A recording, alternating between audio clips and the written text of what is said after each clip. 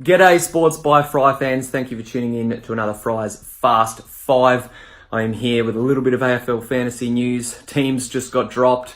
If you don't know, Jay Lockhart from the D's is a late out. So if you were planning on trading him in, you're going to want to go and switch that real quick. Marty Hoare is a late in, so coaches that held him will be happy, including yours truly. But I want to start with NBA talk because today marked the last day in the NBA regular season. And for half the league, that means season 2019 is done and dusted. But more importantly, it means for two legends of the basketballing world that their careers are finished. And of course, I'm talking about Dirk Nowitzki and Dwyane Wade. There's been some pretty crazy stuff that's happened in the NBA in the last 48 hours. I'll dive a little bit into playoff talk. I've got a lot to cover in 5 minutes, but luckily I was able to tune in to watch Dirk and Dwyane Wade play for the last time, and it was a pretty surreal experience. I'm not a fan of either side, but these are the first kind of players, I don't really include Kobe in this bracket, that I remember when Dwyane Wade came into the league, and now that he's leaving, it not only makes me feel old, but yeah, it was an emotional experience. And Dirk, obviously,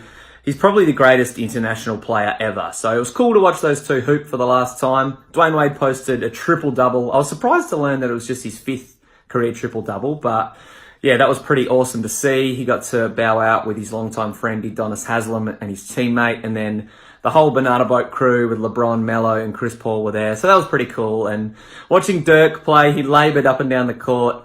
He scored 50 in 2 games, topping his season high, I think, on both cases. Had 20 tonight in his final game, posted a double-double, but yeah, special shout out to those two because the NBA is not going to be the same without them. 2 fantastic careers.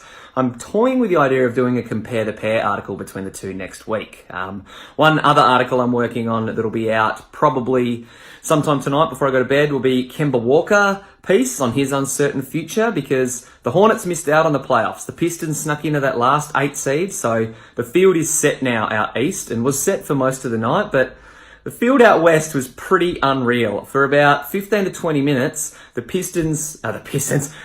Blazers, Nuggets, and Rockets were all leapfrogging between the 2 and the 4 seeds, and matchups were fluctuating like crazy. But one guy named Anfernee Simons just single-handedly changed the course of this playoff. So a late Denver run saw them beat Minnesota and lock in the 2 seeds, so they'll now play San Antonio in round 1.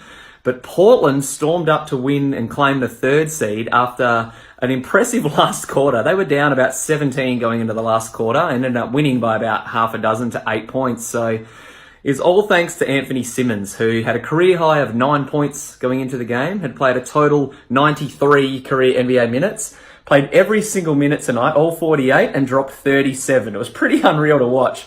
And obviously, that means that the Nuggets and the Blazers would be the two that, should they win, the higher seeds would match up with each other in the next round. So Nuggets fans will be very happy that they avoid the Rockets, who slid all the way down to the 4th seed. You got to think that does hurt James Harden's MVP case a little bit, even though I think 2 through 4, they ended up, if not on exactly the same record, there might have been 1 win between them, but I think that stings a little bit. But yeah, shout out to Anfernee Simons for keeping everything interesting right up until the final night of the regular season. Now, AFL Fantasy news, Bailey Scott is probably the biggest name on fantasy coach's mind right now. He's been dropped or rested for North against the Crows, and surprisingly in that game, Bryce Gibbs was omitted as well, so there's a bit of a headline, but Bailey Scott being rested, a lot of coaches are going to want to trade him out. There's 2 popular cash cows in Sydney Stack and Jack Ross from Richmond that are interesting coaches. I like Stack a little bit more than Ross.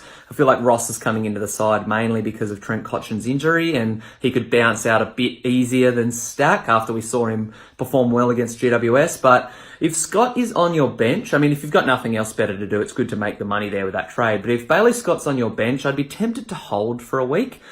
It might be a little bit too fancy, but I like that idea. A lot of people are asking me questions about some other rookies and changes as well. Connor Rosie's not a must-have player, but if you don't have anything else to do, upgrading him from the likes of Setterfield is maybe okay. But guys like Setterfield, there's a few other underperformers, Gibbons, Atkins. While they're average and they're still scoring over their break-even and still making us money, I don't like to cull them. There's not a lot of must-have rookies that have been named recently. McInerney from the Swans is someone who I'm not a huge fan of just yet anyway. So I think it's wise to wait, see if you can get a little bit more money out of them. But like I said, you've got nothing better to do. Make some cash while you can. My trades, I'm thinking of cashing in Sam Collins, which would allow me to go Scott up to Libba, which would be a great move. But yeah, I'll have to wait until after the Swans Demons game to sort that out. That's all I got this time. Thanks for tuning in. Till next time. Peace.